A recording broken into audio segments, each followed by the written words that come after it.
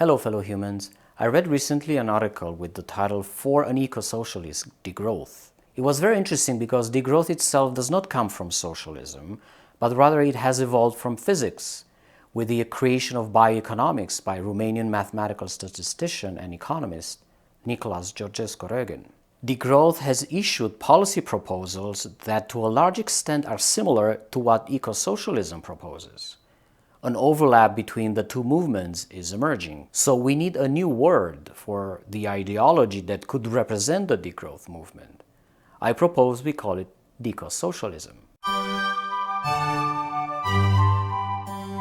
One of my all-time favorite hobbies is making up words. In my book, The Urban Dictionary of Very Late Capitalism, I invented about 2,000 words to suggest a feeling for a future where capitalism becomes even more extreme. Now, I would like to talk about DECOSOCIALISM. DE comes from degrowth and democracy, and the rest is eco-socialism, which itself is part ecology and part socialism. Let us see how we can put together degrowth, definition here, and eco-socialism, definition here.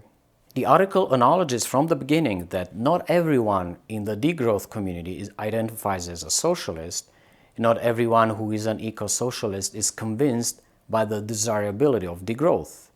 But one can see an increasing tendency of mutual respect and convergence. First point of convergence is that both movements recognize that capitalism cannot exist without growth. It needs a permanent expansion of production and consumption, accumulation of capital, maximization of profit. We have seen in my video from last week that profit is the motive that pushes the organism of ownership, power, and capital into perpetual growth that is leading into an ecological catastrophe. Number two, the alternative to this destructive dynamic of capitalism needs to be radical. Radical comes from radix, which means roots in Latin. Being radical in the original sense of the word, therefore has nothing to do with extremes. The root of capitalism is the profit motive that wants infinite growth. Decosocialism, or eco-socialist degrowth, confronts head-on capitalism and growth.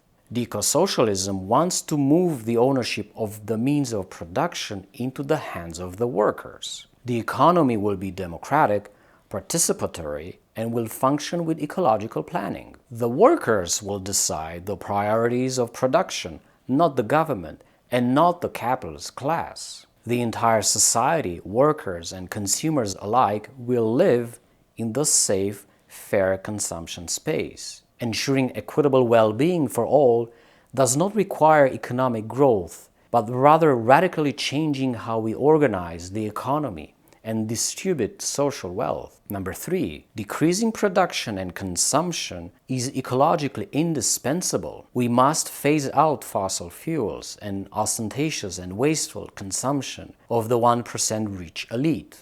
This report that I analyzed in this video shows how much the rich elite needs to change their lifestyle. Decosocialism shows how many forms of production, such as coal-fired facilities, and services, such as advertising, should be suppressed, eliminated, not just reduced. Other activities, such as private cars or cattle raising, should be substantially reduced. Other activities need development and, yes, growth, such as agroecological farming, renewable energy, health and educational services, and so on. For health and education, this development should be first and foremost qualitative. Production of any physical objects, including but not limited to solar panels, electric cars, wind farms, must respect the limits of the planet. No production can be unlimited. Number four, the so-called socialist mode of production, as practiced by the Soviet Union and the communist countries of Eastern Europe, including my country of birth, Romania, is a dead end. It failed. It succumbed more than 30 years ago. It was a social, political, and economic disaster. My personal message to conservative voters and lovers of capitalist business: Decosocialism is against Soviet-style socialism as much as it is against capitalism. Decosocialism is a new kind of economy with well-being of all peoples at its center, not profit. Businesses can thrive and be prosperous under decosocialism, far from the interference and control of the government.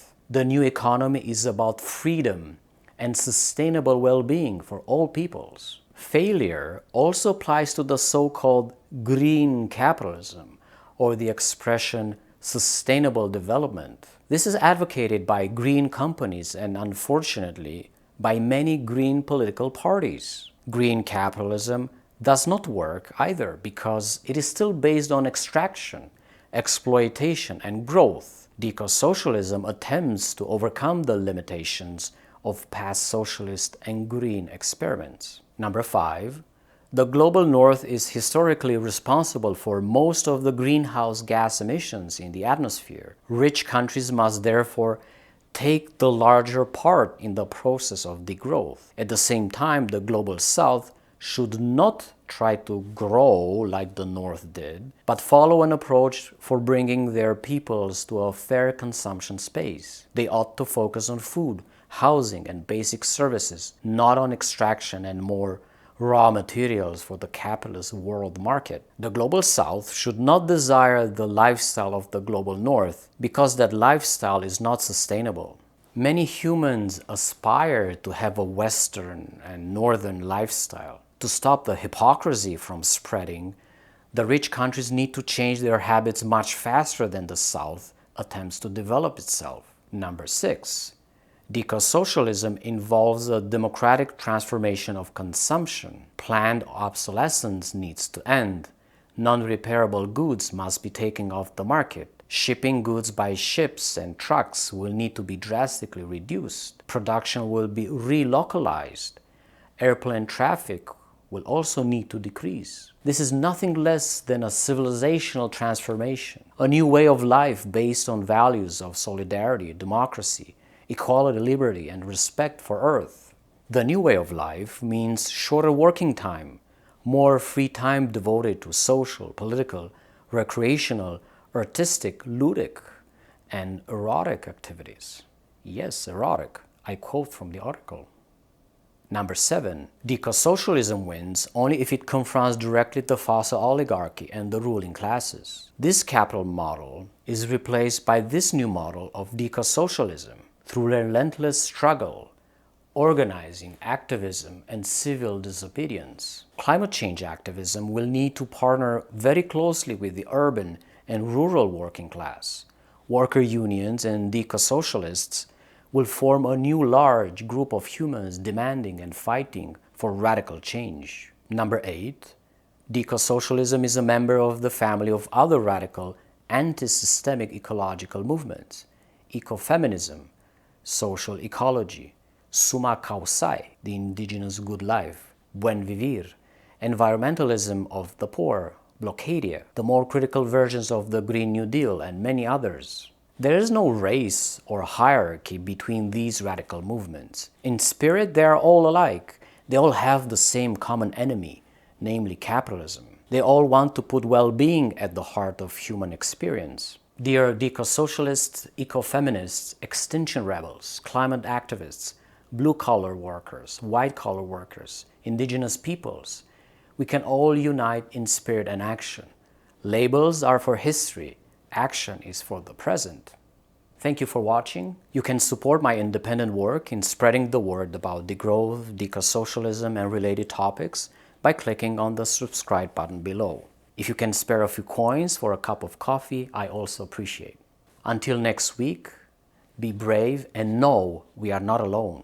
Click here to watch this video or this video to learn more.